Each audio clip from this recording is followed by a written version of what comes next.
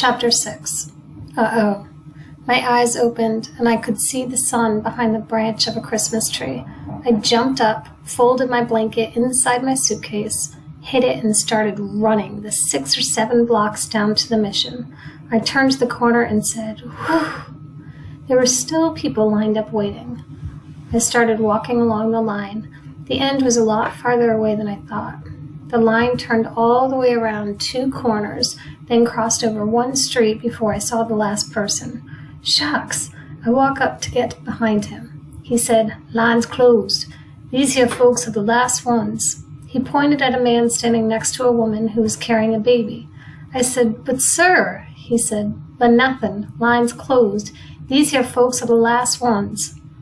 It was time to start lying. If I didn't get any food now, I'd have to steal something out of someone's garbage, or I wouldn't be able to eat until the mission opened for supper.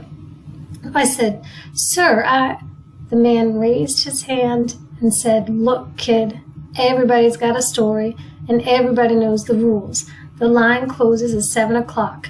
How is it fair to these people who've been here since 5 o'clock that you can sleep until," he looked at his wristwatch, "until 7:15, then come busting down here expecting to eat?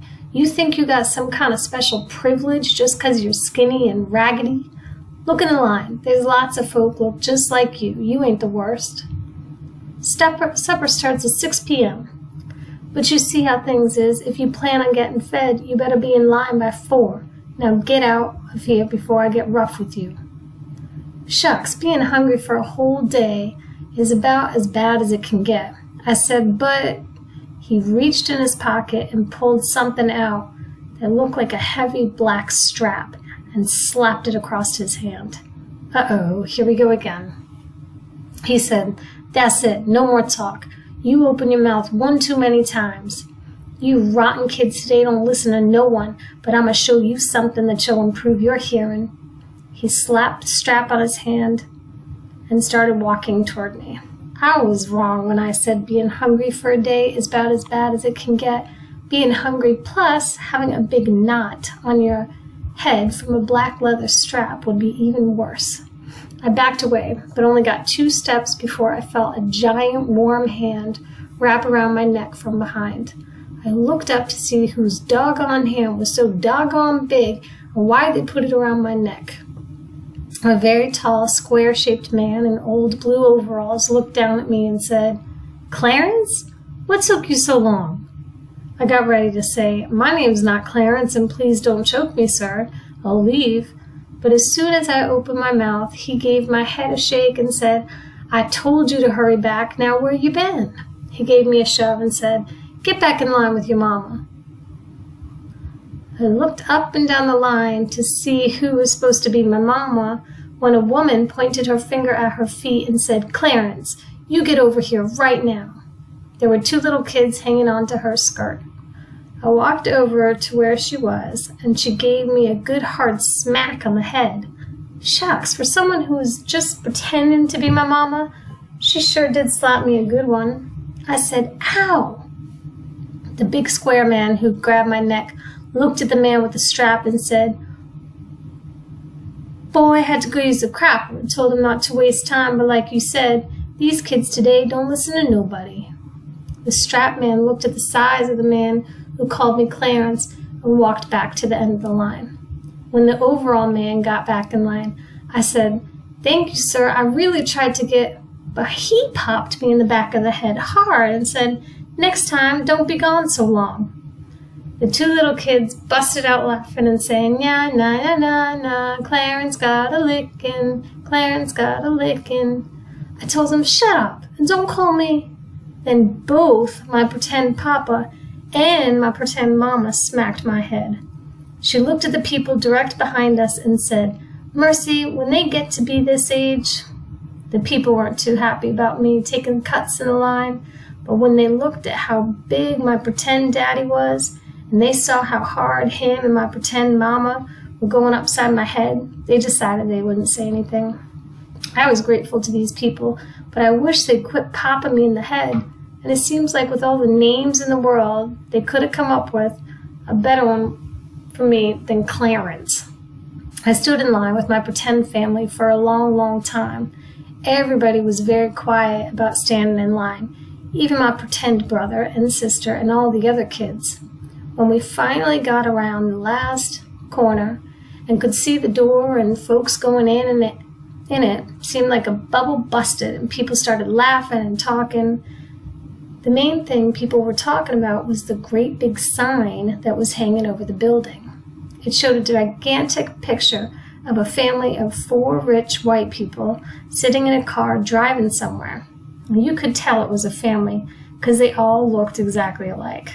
The only difference amongst them was that the daddy had a big head and a hat, and the mama had the same head with a woman's hat, and the girl had 2 big yellow pigtails coming out from above her ears. They all had big shiny teeth and big shiny eyes and big shiny cheeks and big shiny smiles. Shucks, you'd need to squint your eyes if that shiny family drove anywhere near you. You could tell they were rich because the car looked like it had room for 8 or 9 more people in it, because they had movie star clothes on. The woman was wearing a coat with a hunk of fur around the neck, and the man was wearing a suit and a tie, and the kids looked like they were wearing $10 a piece jackets.